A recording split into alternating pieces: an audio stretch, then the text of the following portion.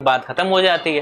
तो ये मत सोचो तुम अच्छा जब ये नोट में छप जाता है तब ये असली मनी हो जाती, नहीं, तब भी ये लोकल मनी ही है, तब भी ये फिएट करेंसी ही है, तब भी इस करेंसी का कोई औचित्य नहीं है। इसका एग्जांपल ये है कि यदि सब लोग अपने अकाउंट का सारा पैसा जो भी इनके अकाउंट में है शेयर मार्केट में वो सब निकाल के एक ही 2 दिन के अंदर, 1-2 दिन या 4 दिन के अंदर सोचें कि इससे हम सामान खरीद लेंगे, सब कुछ खरीद लेंगे, उसी दिन हाहाकार मच जाएगा, कोई कुछ खरीद ही नहीं पाएगा। तुम देखोगे कि 2-4 दिन के अंदर 100 रुपए की चीज 500 रुपए, 1000 रुपए में बिक रही है। ऐसा कैसे हो जाएगा? ऐसा ही हो जाएगा। ठीक है, यही बात है। ये खेल पता न चले, ये चीज एक साथ ना हो, उसका वो लोग ध्यान रखते हैं। आपने देखा, कभी भी आप देखना एक लिमिट से ज़्यादा पैसा निकालने जाओगे फिर वो कहेंगे ये लगेगा वो लगेगा, एक दिन में नहीं निकलेगा, कुल मिला के आप आसानी से नहीं निकाल सकते हो पैसा।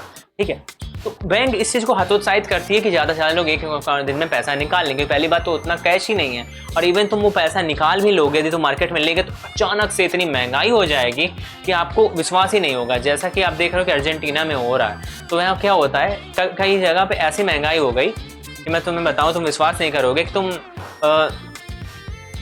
कुछ चीज़ सामान खरीदने के लिए अंदर घुसे और तुमने कोई एक सामान देखा, उस पर एमआरपी 1000 रुपये, तुमने उसको लिया, और जब तक तुम काउंटर पे जाते हो, क्योंकि एमआरपी का सिस्टम यही एग्जिस्ट करता है, बाहर एग्जिस्ट ऐसा नहीं करता, तो 1000 रुपये की चीज़ वहाँ पर काउंटर पे जाते जाते सामान ले काउंटर पे जाते थे 2000 3000 की हो गई। समझ रहे हो बात? इस तरीके से महंगाई की आज जो तुम सोए हो, और वो दूध का रेट यदि 100 रुपये है तो वो दूध का रेट अगर तुम सो के उठे तो पता चला तुम्हें 1000 रुपये लीटर हो गया, अगले दिन 5000 रुपये लीटर हो गया। इस तरीके से, क्योंकि करेंसी की वैल्यू ही गिर रही है।